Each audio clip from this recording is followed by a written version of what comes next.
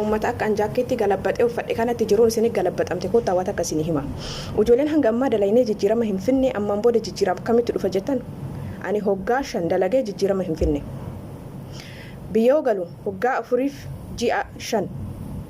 biyya galeen hoggaa 4 ji'a 5 taa'ee biyya kana gale osoo raftiin galeen yoo galu mallaqni nan eeni biraaziliin kee yaalamaa ture ni dhibamaa ture yeroo baay'ee dubbadhee jira manni ijaaramee ture manallee yaa'u maazariin mallaquma ofiitiin gimmaasha ijaartee gimmaasha gargaaranii ni qabani alhamdulillah lafa qaba waan ta'eef jechuudha garuu mallaqni annaa kaa jedhee naan kaayamne lafa bita jedhee waanuma bituun dhabe wallaahi laziim illii na qabe bakka illii wayitu na qabe lafa bitee lafa ni bita jedhe san lafa ni karoorfadhe san inuma bitean kaarii 400 bita jedhee kaarii 400 san idaan bitee deebe biyya kanatti waan hoggaa 4 ji'a 5 keessatti guyyaa takka yaadeen beene guyyaa takka jijjiirama yaadeen beene guyyaa takka ni godhadha jedhee yaadeen beene hoggaa takka keessatti achas deebee godhadhe idaa san ofirraa xumuree wallaahi isiniin jedhe idaa san ofirraa xumuree lafa biraa deebisee bitean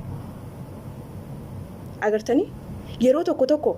hoggaa dheeraa dalayni ammaan booda jijjiiramnu osoo hin taane hoggaa dheeraa san keessatti jijjiirama hin finne maayindiin keessan jijjiirama taanaan hoggaa takkaan 2 keessatti jijjiirama hoggaa 9 dalaydanii jijjiirama hin finne hoggaa 2 keessatti jijjiirama fiduu hin dandeetta waan nama maayindii keessan bal'isanii yaadu illi heenyaa ta'u xiiqaayu bakka dalagee hanga ammaan booda mee hanga ammaa dalagee ayyari wanni bootaa jijjiira fakkeenya hasaba keessan hiriyoota keessan mana dalagaa mana ijaazaa kan itti dalaydan yeroo tokko namoota nu akabaabii keenya jirutu gadi nu qaba akka hin jijjiiramne nu godha namni naannoo keenyarra jijjiirama hin feenoo ka jiraatu taate nu leeji dhawaatan simmeetiin nama sanii nutti dhufaa fudhata deemna gaafa kaane jechuudha rabbi barakaa keessa isinii haa kaa'u alhamdulillah rabbil alamin duraan lee anta znaaneetii miti itti bashannaneetii miti meeshaa bitee biyya galchee kaargoo bitaa ture kaargoo godhee waa hedduu meeshaarratti fixee mallaqa kiyya garuu hin seenufne wallahi seenofne ofitti aaree booyee jira cinqamee jira hiraaree jira waa hedduu yaadee jira ol baasee gabbaasee namni duraan giziyaan biyya arabaa jiru dhufe waa hedduu naan jedhaa ture mallaqa kiyyatti fayyadamee jira nan aarsine sunillee ani isaanii ol ta'ee ummata duraan na tuffate sanii ta'uun kiyya amazing akka waan nama guddaatiitti of laaleeyyuu jechuudha isaan fayyaduun kiyya muhummin ijoolleen hoggaa dheeraa dalaydanii hin jijjiiramin maayindii keessan gaafa jijjiirtan ilaalcha keessan gaafa jijjiirtan ni jijjiirama jettanii gaafa xiiqoftaniitiin hin kaatan ni jijjiiramtan wallaahi laziim ni jijjiiramtani ijoolleen biyya galtanii hoggaa 8 hoggaa 6 dalaydanii mallaqa dhabdanii biyya kanas deebitaniitiin hoggaa muraasa keessatti waan godhanne mee hima waan godhanne mallaqa hin qabanne hin xiiqofne hin illikoofne akkamitti jettaniitiin paaworiin ooyee isin hin dhufne kanaaf ijoolleen ammallee cinqii akkasii keessa jirtan amma hanga ammaan jijjiiramne jettanii hiraaraa jirtan ka sammuu keessan bicha bal'isaa yaada ni jijjiirama ammaan booda ani fayyaa qabaa qaamni na guutu biyya mallaqa dalageetti argadhu jira ni jijjiirama jedha ofaminsiisa keessattuu ijoolleen shamaraa ta'e jechuudha paaworii yoo itti isin dhufa jijjiiramni ni dhufa ilmi namaa fayyaa qabannan koomentii kana dubbisee jennaan wayitu sammuu kee keessa dhufe hiriyaatee takkatu jira biyyuma kana jirti lafa naabiti jettee isin mallaqa obboleessatti ergite haadha fabbaan xiqqoo umriin nama deeme nama baadiyyaa keessallee jiru obboleessi moo yaa'u obboleessi moo yaa jettee itti ergite maatiinis ni beeka mallaqa ofiisaatii dalagaatti eegale mallaqasi dalagamessi kafalee jeensaniin booda naa kan mallaqa kiyya jennaan waa hedduutu jira maatiillee waan godha yoo jettanii yeroo tokko rakkina isaa ittiin oola ijoollee biyya arabaa jiru wanti nu miidhaa jiru nama dhabuu kenna harki guddaan nama dhabu wallaahi laziim shamarri biyya arabaa jirtu harki guddaan jechuun mallaqni isiin argattu kan waa hedduu jijjiiruu fi danda'u waa hedduu godhuu fi danda'u waa hedduu jechuudha maatii isiitirra dabarte ofirra dabarte nama hedduun waan jijjiiruu danda'u mallaqni kennuun waan guddaa namni biyya keessa jiru 15,000 12,000 10,000 mallaqa mindaa nyaataa kiraayii kafalee tiraanspoortii kafalee maatii gargaaree uffata waa hedduu wacii baasee sanumaan jiraata nu garuu alhamdulillah rabbil alamin osoo wacii baasni maal jennee 30,000 oli jedhan ka argan dhugaa dubbatuuf jechuudha kan 40,000 wayis argatu ni jira amma dabalee jira waan ta'eef onnoon jechuudha kan nu miidhaa jiru nama dhabu nama amanamu dhabu maatii hundaallee ta'uu baatu maatiin tokko rakkina ofiittiin oola obboleeyyan obboleessi adaadaan eessumni minaamina jedhan kun rakkina ofiittiin oola garuu ijoolleen waraqata qabdan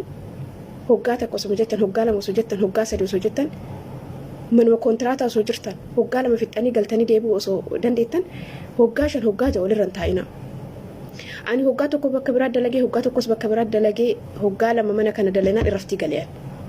galuun danda'u ture dura malee hoggaa 2 galuuf karoora qabaa ture maaliif jennaan osoo duras manuma kana hoggaa 4 dalagee hoggaa 2 galaa ture warri galuu dandeettan gala warri mallaqa moo baankii keessa kaa'atan abeet kasaaraa keessan wallaahi baqa birriin udaan taatee jirti almost baay'ee takka namni birrii baankii qabu ammoo hoggaa 8 hoggaa 9 baankii warri mallaqa kaataa turtan abeet kasaaraa kassan warroonni lafa bittan immoo kan akka keessanii duree isin jiru gaafa galtan wallahi isin jedha lafti isin hoggaa 5 hoggaa 6 dura bittan hoggaa takka keessatti ji'a muraasa keessatti arra gaafattanii boroo gaafattan garaagarummaa qaba lafti yeroo ammaa jechuudha na kan nu miidhaa jiru ni beeka nama amanu dhabuu kenna nama nu yaadu dhabuu kenna nama nuuf dhaabbatu dhabuu kenna nama nuuf quuqamu dhabuu kenna hanga tokko garuu ijoolleen galuu dandeettan galtanii waa godhattanii deebuu dandeettan harki guddaan ijoollee galtaniitiin waa godhattanii deebuu dandeettanitu yeroo keessan gubu hoggaa lama dabalaa maatii dhufa jettuuni taa'ee xiqqoota lagi jiruun qaalee isin jedhan akkas ta'e jiruun akkas ta'e nama gorsiin giiftiiti ofii kan keetii karoorfadhu kallatti maan itti galee ittuma ol seeni mana kafaa inti naqalee qajeelu azalloo itti gahe hay wallahi deengatuma itti ol seeni ittuma karoorfadhee hoggaa tokkoof ji'a caalaatti yaadee biyya gala jedhee daayirektuma itti ol seeni. Itti ol seenuun immoo na fayyadee jira yeroo baay'ee laayif irra dubbadhe kanaaf karoora ofii keessanii karoorfatu. Okay, duratti akka of eeggannoo gootan viidiyoo dalagee amma immoo gara furmaata yoo tarru isii sodaachisaa si ajjeesa jedhaan lubbuu si baasa jedhee isii sodaachisaa. Osoo beekte gaafa dirqamaan isirratti taphateetiniin ilma garaa isii kaa'ee mana san keessa dalagaa ganama galgala fuula isaa laalaa isa wajjin mana tokko keessa jiraattu duute isii. Lubbuun keessa jira malee zaatan isii du'ee jiran talatan. Ani nama dirqamaan waan irratti raawwateetiin ija isaa laalaatiin jiraadhu amazing duuni kana caaleessa jira. Andi wallahi laazim ilmi namaa kun uffata uffatu miti bar lubbuun jiraatu miti. Wanni akkanaa kun isin irratti raawwatamee nama san wajjin mana tokko keessa jiraata ija isaa laalaa sodaataa ilma garaa qabdanii maal ta'a akkam ta'a mala dhabdanii waan keessa seentan dhabdanii furmaata dhabdanii cinqamtanii haala kanaan jiraatunu du'a guddaa. Lubbuun namaa baatu bare raftiidha. Ani amma furmaata gara furmaata wayii si deebi'u qashtiitii waan jettuun mala bilbila qabaannanu itti dhiyaannanu waan kana sitti mattee mistira kana sitti mattee osoo mana isaaniitiin bahin manyitaa kilaasii ofii jechuudha ofirratti qolloftee poolisii haa bilbiltu emergency jechuudha achi bilbiltee wanni akkanaan irratti raawwatamee jira dirqamaan irratti raawwatamee na sodaachisaa jiranii mana kana bahuu hin danda'u ani akkana miidharra jira naagaa jetteetiniin poolisoota lookeeshin ergitee waan jiru poolisootatti himtee haa waamattu. Erga mana dhufaniin booda kilaasii si bantee waan jiru haa himattu. Hanga ammaa maaliif turte? Fedhii keetiin ulfooftamee dirqamaanii. Maaltu akka hin dubbanne hanga ammaa si godhe wanna san poolisiitu fixa. Poolisii hojii waan jiru fixa. Garuu poolisoota illee hin sodaatti, mucaallee hin sodaatte, deemullee hin sodaatte, galuullee hin sodaatte wanna jedhu wanni sodaattu hin jiru. Wanni sodaatu qabdu marti bira taree jira. Amma sodaa osoo hin taane murteessu. Kasii barbaachisu. Aqwaamii qabatu. Wanni dhufe haa dhufu hin tagaaffata araboota tanaa jettee illee hin qabe. Amma isiin yoo fedhii isiitiin jala ciifte ni sodaatti. Poolisootatti illee himu, jaratti illee himu, fedhii qabaatanii mucaasaniin wala haasofsiisanii ufuma tasmaammaatee yoo jala kabultu taate baay'ee ulfaata. Dirqamaan godhe taanaan garuu gootummooti isin dhufa keessa keessanii wanti tokko illee hin dhufa. Nama kana qaxxa'uu qaba, hiisisuu qaba, hanga dhumaa hojii falmatuu qaba wanti jedhu keessisii waan dhufa ta'eef ofitti amantummaan ammaan booda inni dhufu takka hin jiru ilma garaa qabdi. Ilma isiillee fuutee gara biyyaa galuuf duuni san caalan jiru biyya kana keessa ilma san hojii rakkattee yookaan deettee ga'uufillee yookaan mootummaa biyya kanaattillee kannuun duuni kana caale hin jiru. Osoo namni kun daa'imni kun kiyyaa miti ka jedhu taate poolisoonni garaa keessa osoo jiru deennee fuudhan. Dhiiga daa'imaa osoo hin dhalatin garamisii keessa akka jiruun jechuudha deennee fuudhanii deennee isaa fuudhanii tokko ta'e taanaan murtiin kan poolisootaati murtiin kan seeraati kan higgee biyya kanaati higgii qabaa seerri kamiyyuu yoo qaxxaamuu ka qabdu taatellee yoo kijibdellee yoo waan biraa keessallee wanni nu dhoysite jirallee sun yaada isiiti poolisiin kan irra ga'u garuu amma isiin furmaan osoo mana sanii hin bahin gaafa mana sanii baate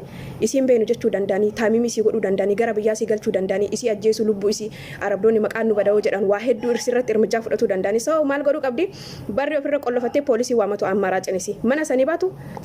Assalamu alaikum warahmatullahi wabarakatuh. Akemi nagaa jirtanii fayyaa keessanii Jum'aa Mubaarak bakka guyyaa Jum'aatiin nu ga'e hunda keenya. Itti aansee immoo haati komantii tana barreessite ijoolleen teenna hedduutu jira waan akkana kana keessa kan jira. Duraan dursee ilmi namaa gaafii kana nama gaafatuun duratti osoo of gaafatee osoo ofii isaatii deebii ofii soqe. Waan maaliif hangana dalagaan kee kun amma kun maatii sababataa kun immoo fira sababataa kun jaarsa abbaa manaa sababataa kun jaalallee sababataa kun hiriyaa shamaraa sababataa isiitu akkana na godhe isiitu akkana na gorse isiitu akkas na godhe jira. Kun immoo maal godhuu qaba jedhee nama gaafatuun badoo man qabu maaliif takkarraa lama wayyaasanii dubbiin. Duraan dursee namoota naannoo keessanirra jiru jijjiira. Yoo hoggaa 4-5 dalaydanii jijjiiramni hin jiraanne mana ijaasa san jijjiira. Hiriyoota teessan jijjiira. Ilaalcha keessan jijjiira. Maayindee keessan bal'isaa yaada. nu biyya keenya beeksisa keenya haadhateen abbaa keenya obboleeyyan keenya ganneetiin hiriyoota teenya ollaa keenya kan yoo maatiin hin jiraanne seennee isaan wajjin nyaannee dhuynu waa hedduu gannee jireenya san keessaa baaneetiin akka ilma namaa biyya keessatti jiruu meeqa kan dabarsuu qabnu jiruu san mara of dhoorginee biyyaan baa dhufnee ofiineetiin kan jiraannu jijjiirama wayii fiduufi garuu waggaa 10 waggaa 10 waggaa 9 waggaa 8 dalaniitiin uummata akka yoo hin qabnu kan jiruusan ofii keenya fuqaanoo qabna bara waggaa 5 waggaa 6 dalagaa hanga san jijjiiramni dhabame taanaan hiriyoota teessan jijjiiran mana ijaazaa jijjiira maaliif jennaan minaalbaat hiriyoonni akkababii keessan irra jiru kan addunyaan tun abboo cinqamtee fi cinqamu baattee zim jedhiituma nyaadhu dhugi ka jedhu ta'uu danda'a way dammoo kan ittiin dalaydeeffataa jedhe addunyaan 9 guutuu kasiin jedhutu jiraatu danda'a oomanu ijaazaa san keessa immoo kan sadaa jedheetuma jiraatu jira kan jiruudha san cinqene yeroo jiru inni isa cinqatutu dhufaa jechuudha nama sanina namoonni naannoo keessan irra jiru nama da'iifa nama abdii mure nama addunyaa kan akka itti jiraatu hin beene nama waan jiraatuuf hin beene kan dalage taznaanoo irratti fitu kan dalage naumatti kanneetiin inni waan mallaqa san irratti oolchuu qabu kan hin beene nama kana kanarraa fagaadha ijaazaa keessan jijjiira hiriyoota keessan jijjiira ilaalcha keessan jijjiira maaliif dalaga hiriyoota kiyyarraa fagaadhee beeksisa kiyyarraa fagaadhee barumsa kiyya dhiise biyya kiyyaa bahee arrabsamaa xiqqeessamaa maaliif hin dadhabaa umriin namarra jiru kun ni deema kana yaaduu qabdan isin duraan dursee jechuudha maatiin moo sababitina rabbii isinuma sodaadha maatiin sababitina maatii keessan afaanitti qabatina ijoolleen hedduu jijjiirama dhabuu kiyyaaf maatii kiyya jedhan maatii keessan eenyumaayyuu noqasina sammuu keessan noqasa maaliif hin jijjiiramnoo jettan sammuu keessan maaliif jedha waan da'iifa taataniif waan dalaydaniif waan jiraattaniif waan itti baasuu qabdan karoora waan hin qabneef haala jireenyaa kan akkamitti jiraatu qaba jettanii teettanii miidiyaa kanarra waa hedduu waa ifan firiidha waa hedduu baratuu dandeettanii waa hedduu xiinxaluu dandeettanii waa hedduu keessatti arguu dandeettanii maraafuu haati koomantii tana hoggaa tokko jabaadhu hojjedhu ta hoggaa takkaasan qabadhu hanga ammaatu kan jijjiira. Assalaamu alaykum warahmatullahi wabarakatuh. Ani kan inni dhibe ijoollee Oromoo jechuudha. Miidiyaa kanarra teettanii bilbila tolfattanii laayivii irra seentanii viidiyoowwan keessan waa'ee sabaa waa'ee qabsoo waa'ee Oromoo waa'ee namoota biyya keessa rakkatu kan haasoftan kan biyya ofiitti irratti rakkate kan biyyaa sanii quuqamaa kan biyya ambaa kana miidhaa isinitti hojalaan tagaaca'u ijoolleen hedduu mallaqa nyaatamanii lakkoofsa isaanii footoo isaanii maalummaa isaanii on argan hundi isaanuu kan tiktokii kanarraa afaan banu hundi isaanuu tiktokii kanarraa waa'ee sabummaa waa'ee Oromoo biyya keessa miidhame Oromoon achiin bahee ka jedhu Oromoo biyya keessa jiru kan biyyaa fi biyya ofiitti irratti beela'e kan osoo kadhatee illee irraa bareedu biyya isaa keessa jira osoo barri ambaa akkuma ka'ee kan beeneyyuu akkana jedhee nyaata kan itti kennan isaa quuqama biyya ambaati irratti kan quuqaa hin qabne kan humata akka hin qabne kan kadhatee nyaatuu hin dandeenye yoo miitan isinitti hin dhagamu isin hin tagaaca'u jedha baroonti kunan ka biyyaa jiruuf afaan banaa ka biyyaa edaa isin saba keessanii quuqamtanii Oromummaan isinitti dhagamee osoo hin taane tooftaa mallaqatti nyaattan tooftaa ijoollee teennatti gowwoomsitan ijoolleen miidiyaa kanarra jirtan sammuu keessan dalaysiisa waa'ee saba isaatii miti waan barbaade osoo hadiisa isinitti hime amantaa kamii keessa ta'eetiin waa'ee osoo amantaa haasaa oolee gara mallaqa keessaniitiin itti of hin kennina ijoolleen teen ammallee ganaa sammuun keessan bilchaatiin ganaa isin hafa isin gana waa madaalu waa ilaalu waan xiilxallu waa saayidii lamaan laaluun ganaa isin hafa isin ani wallahi ani firdi beetii keessa mi kan dalagu mana seeraa mana murtii keessa miti kan dalagu garuu ijoolleen hedduu yoo an waa'ee mallaqa kana ilaalchee wallahi ani baay'ee na dhibee sila ani kan hin jedhu ofii keessanii yoo isaan laayivii seenan viidiyoo dalagan jala deemtanii mallaqa erguu fedha mallaqa meeqa duraan dursee miidiyaa kanarra mallaqni minizaaree meeqa jettanii gaafa gaafatu eegaltan koottaa na nyaadhaa ani mallaqa qabaa nama na nyaatu dhabee jechuudha hiikan isaa tokko ol kaasee birii 26 siin jedha tokko 27 siin jedha 27 argadhe jettee calaa itti jetta liqimsii achumaan gadi ta'a isin gowwummaan isin gadi lakkisu deebistanii moo nyaatamne jechuun keessan oolu osoo nyaatamtanii usnurraa jettanii jettanii achumaan adabattanii Indee ofumaa isin nyaatee na nyaadhaa jettanii saniin booda immoo na qabaa ganna lakkisaa jettan warroonni miidiyaa kanarra jiru xuuratanyaa miidiyaati xuuratanyaa tiktookiiti kan amana waa'ee sabaa haasa'e waa'ee amantaa haasa'e waa'ee jinnii jaankaa haasa'e hin amaninaa mallaqa keessan irratti yeroo ammaa kana maatii ofiitu amanuun ulfaate obboleessuma kee ka gadaamessa haadhatee takka irraa dhalatteeyyuu amanuun ulfaate obboleetti matee maatii makeetu namni amanuun ulfaate isin dhiira miidiyaa kanarratti afaan mi'eeffatee